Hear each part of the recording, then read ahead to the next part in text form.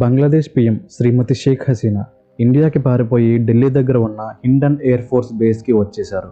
బంగ్లాదేశ్లో గత నెల రోజులుగా అల్లర్లు జరిగాయి.